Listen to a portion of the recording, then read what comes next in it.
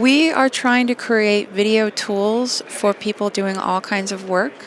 And all the people doing that kind of work, you're having to do a lot more with a lot more footage and a lot less time now. So we're really trying to figure out all the friction points, the pain points, and remove all that tedium so that you can just get into the storytelling. I feel like more and more we're just, as video editors, having to do media management or troubleshooting or technical things, when really we got into video editing because we like storytelling. So we're constantly just trying to recenter back on that by providing tools that allow you to do that.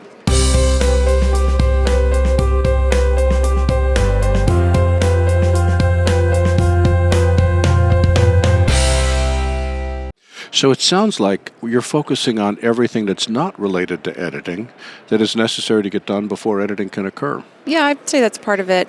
We have media intelligence and search, which really allows you to find footage when you need it. So a lot of people have told us it doesn't stop them from watching all their footage, but it helps them to find things they didn't know they had while they're editing. And then generative extend allows you to add a few more frames, so that's solving a problem during the edit as well. So we're kind of looking at the whole process and helping people just any point where you are taken out of the story while you're making it, or a viewer would get taken out of the story while they're watching it, we want to improve that. I should mention that media intelligence is a new feature which you announced, and generative extend is a new feature. What else is new? Yeah, we added caption translation, so you can translate captions inside of Premiere Pro in 27 languages. We heard a huge feature request after we released text-based editing. People wanted translation. They were round-tripping outside of Premiere Pro, and now you can do it inside of Premiere. And we also completely rewrote our color pipeline, so we have brand new color management in Premiere too. Now, what does that mean in English? It means one thing is when you shoot in RAW or log, you can switch on a setting so that when you drop it into your timeline, nearly any camera, it'll automatically do the transform for you. Well, how does it know what transform to perform? It's all based on math. So there's metadata embedded with all these raw and log clips that says this was recorded with Sony S-Log or whatever else. And Premiere knows how to read that, and we work very closely with the camera manufacturers to get that math. So it's just a mathematical transform from the log space to Rec 709 or HDR to view it. So we're just doing that in the product now. And one of the benefits to that, aside from not having to manage LUTs, although if you love LUTs, you can still do that, all that transform happens in such a way in the pipeline where you're able to do your corrections in that vast color space before it gets clamped down to the display. So if I'm hearing this correctly, I don't need to add a camera LUT anymore. Correct. Because Premiere does that automatically. Mm-hmm. But I would use a LUT if I wanted to achieve a particular look after that initial transform is complete. Yeah, you can certainly, you can still use the camera LUTs. You can use the creative LUTs to achieve a look. And again, instead of having a lot of that original color and luminance clamped down in the color pipeline, your corrections, your LUTs are applied before that clamp happens, so you get access to a much wider range of colors and luminosity. One of the things I was talking about a year ago when I was interviewing Francis Crossman is as Adobe continues to implement AI, how much of that AI is safe for us to use? How is it trained? And how are you guaranteeing the security of what the creator creates?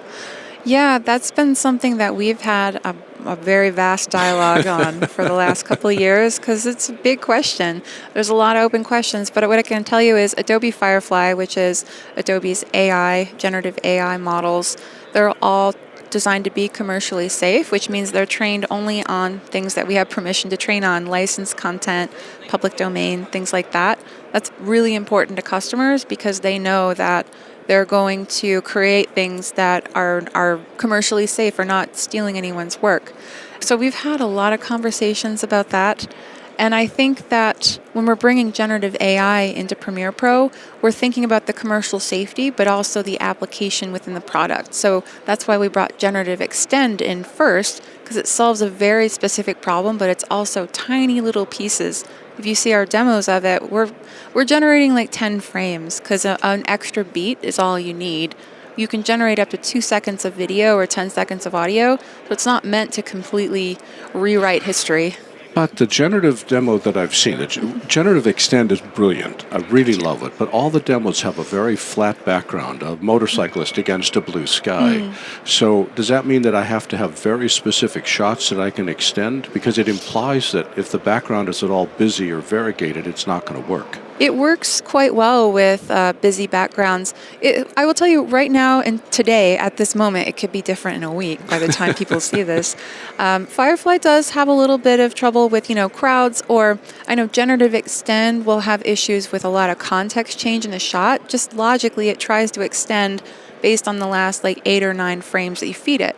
So it can't possibly know, if it doesn't have it there, what's supposed to come next. If I've got a giant pan going on, it doesn't know how to continue the pan. It'll continue the pan as it was, but if you know in real life there was a sign there, then it's not going to generate that. And often that's something that you want. You don't want that.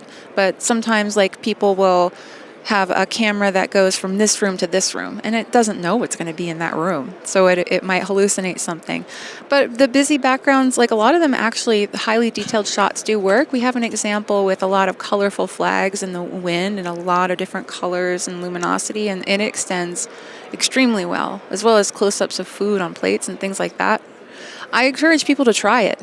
Try it and see where it works and where it doesn't. Another program that some people may have heard of is After Effects. What have you done with After Effects? Yeah, we've had some big changes there. We have high-performance preview playback, and so what that means is you can play back your comp, and you don't have to continually RAM preview it. It will play back smoothly, which is amazing, because RAM preview is such a bummer. We also have HDR playback, so you can work in HDR in After Effects, as well as some 3D workflow updates. With the issue of AI, and this is not an Adobe issue, but you would be aware of it, we still can't achieve copyright on AI-generated work. Is that still a true statement? I think that's true. It's Adobe's opinion that if you generate something, then you own it, but there's still open legislation around the idea of copyright. There's open cases. It's a really complex issue. And so we need to stay very closely, paying attention to that, because it's going to change constantly. So just to be clear, we can create generative images, whether it's a generative extend or something in Firefly, and it's commercially safe. But commercially safe is not the same thing as copyrightable. Yeah.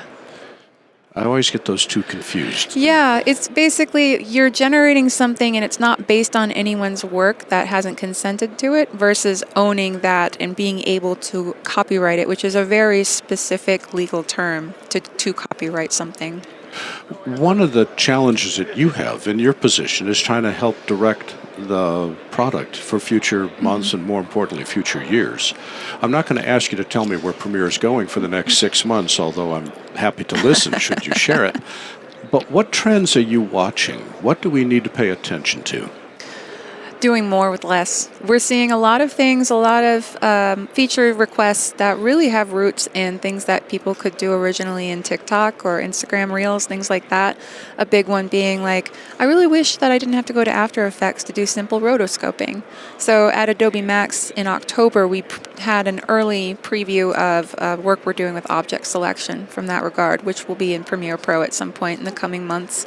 So that, as well as just continuing to improve the ability to find what you're looking for faster with these piles and piles of media, and then go back to the library that you already have, because there's so much stuff that you can reuse, and it often gets locked away in a project. So I think that we'll continue to work on media intelligence as well as that, but I think the future also has a lot of interesting things in the generative AI works, just overall as an industry.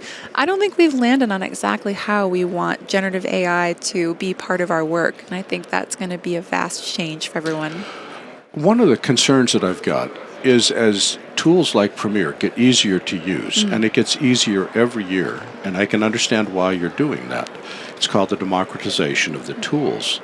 Is that the skills of a craft editor become less and less desirable because we don't need to know what we needed to know 5 years ago, 10 years ago, which has two ramifications. One, it opens up the market for Adobe, which is wonderful, and allows more people to use Premiere, which is wonderful, but it makes it harder for craft editors to earn a living because the competition is greater.